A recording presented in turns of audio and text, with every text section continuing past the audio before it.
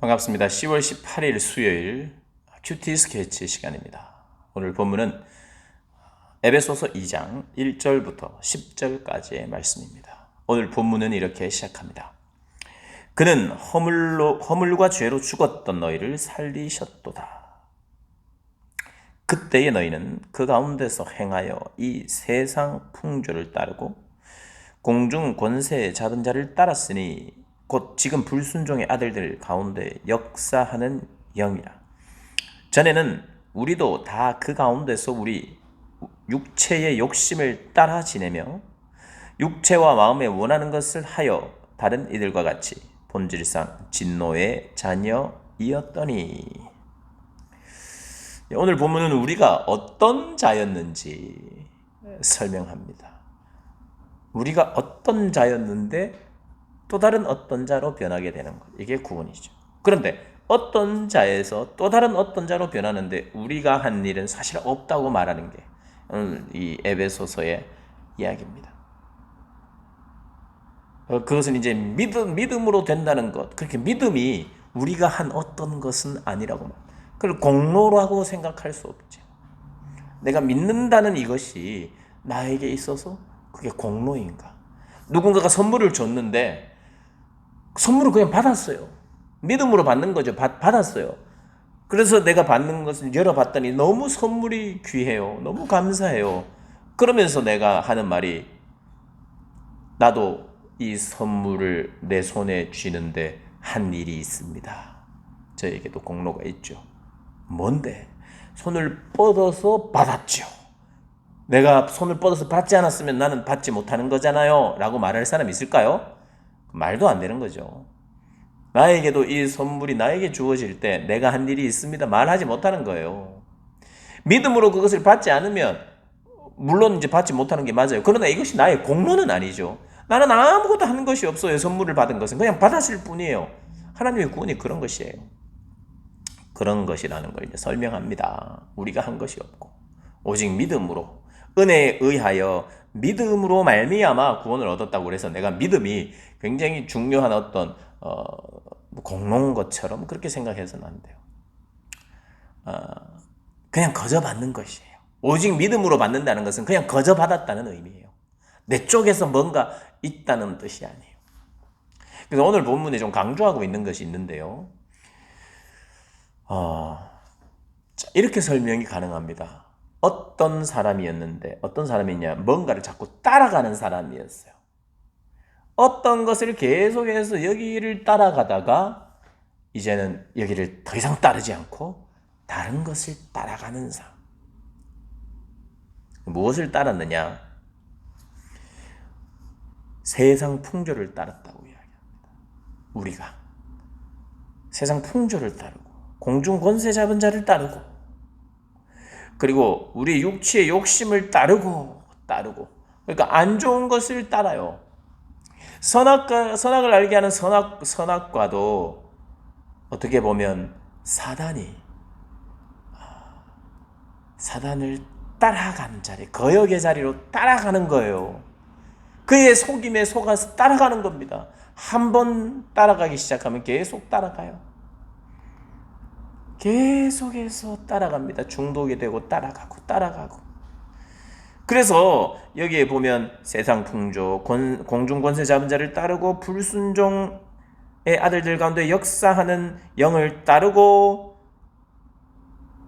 그리고 육체의 욕심을 따르고 육체의 마음에 원하는 것을 하며, 이게 뭐냐면 진노의 자녀의 모습이에요. 그런 모습으로 있었는데 따르지 않아야 할 대상을 따라가는 게 이게 죄죠. 이게 우리에게는 절망이죠. 그런데 더 이상 거기에 따라가지 못하도록 끊어내버리고 새롭게 따라야 할 분을, 그리고 마땅히 따랐어야 할 분을 찾게 하고 만나게 하는 거예요. 그런데 더 이상 따라가지 않도록 이것을 끊어버리는 그 방법이 무엇인고 하니 4절 5절 긍휼이 풍성하신 하나님이 우리를 사랑하시는 그 큰 사랑 때문에 허물로 죽은 우리를 그리스도와 함께 살리셨다. 허물로 말미암아 죽은 그것도 사실은 그리스도와 함께 죽었어요. 그러니까 그리스도가 오셔서 우리와 함께 죽고 또 함께 살고 함께 일으키고 함께 하늘에 앉히시네. 함께 하늘에 오르고 함께 하나님이 우리 죄인의 자리로 오셔서 함께 하시고 우리와 함께 죽으시고 살아나시고 새 생명을 얻게 하시는 그 하나님, 그 하나님이라는 것이라는 거예요. 그 예수님이 그렇게 우리를 위해서 일하셨다는 거예요.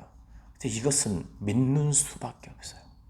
하나님이 길을 내셨는데 더 이상 그 길로 따라가지 않도록 만든 하나님의 방법, 그 방법을 믿는 거예요. 왜 그렇게 하셨는가? 그렇게 하신 이유는 하나님의 은혜가 지극히 크고 크신 그 은혜와 풍성하신 것을 여러 세대에 나타내시려고 이렇게 하셨다는 거예요. 하나님이 우리를 왜 구원했는가?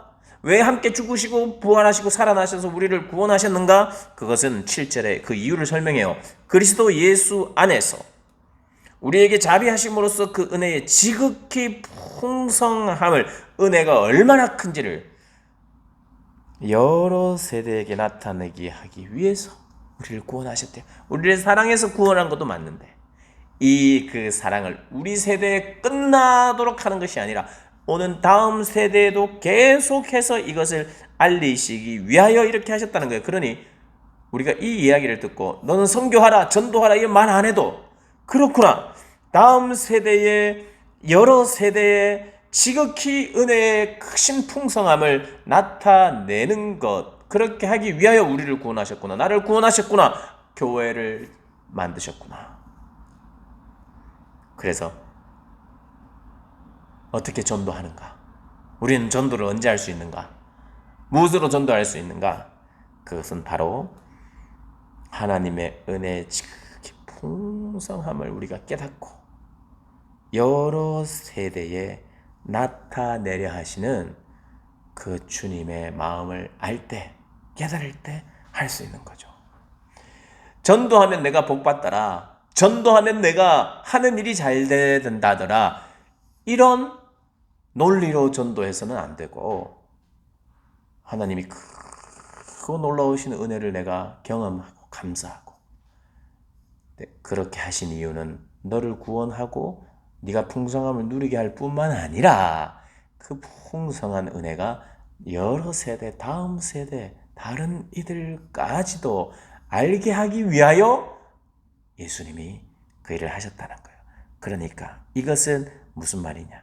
선교를 위하여 내가 이 일을 했다라고 말하는 거예요. 그러니 믿는 자, 선교를 동원하고 선교해야 된다. 내가 믿어서 감사하고 기쁘고 좋은 걸로 끝나서는 안 된다 하면서 교회가 자꾸 강조해야만 하는 것이 선교가 아니라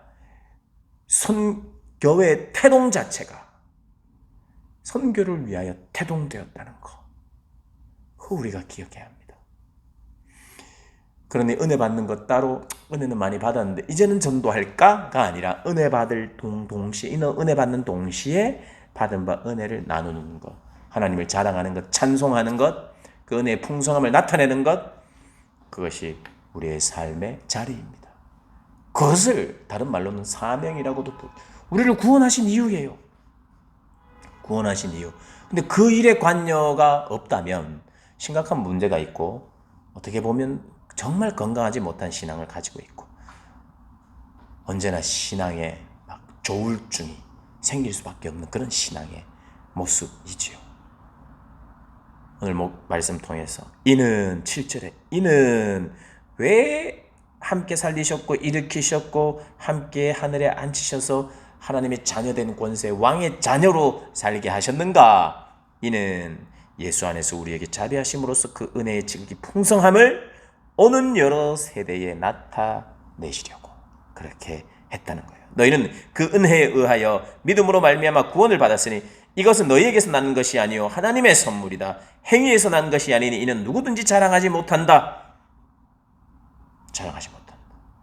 내가 선물을 손을 쭉 펴서 받았으니 나는 쭉 폈습니다.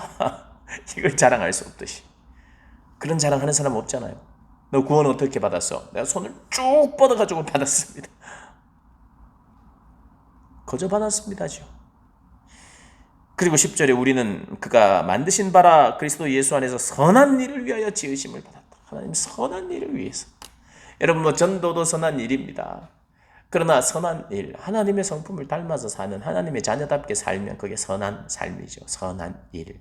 선한 일을 위하여 지음받았으니 이 일은 하나님이 전에 예비하사 우리로 그 가운데 행하게 하려 하심이라. 선한 삶을 살게 하시는 것은 그분의 즉흥적인 계획이 아니라, 그 구원도 즉흥적인 계획이 아니라 하나님의 영원 전부터 하나님 속에 있었던 하나님의 계획이며 뜻이었습니다. 놀라운 하나님의 뜻이 내 삶 가운데, 내가 살아가는 삶 가운데 이루어지는 것을, 중요한 것을 이루어지는 것을 보았는데 그것이 뭐냐? 내가 구원받은 사건, 하나님의 계획 안에 있었던 일이 드러나고 나타나는 사건, 내 인생 속에, 내 인생의 한 어떤 시간에 하나님이 그 역사를 드러내셨어요. 그것이 놀라운 일이죠. 그리고 앞으로 그런 일들을 다른 이들에게도 나타내게 하는데 나를 쓰시겠다는 것이 하나님의 뜻이에요. 그런 뜻을 이루어 드리는 저와 여러분 되시기를 주님의 이름으로 축복합니다.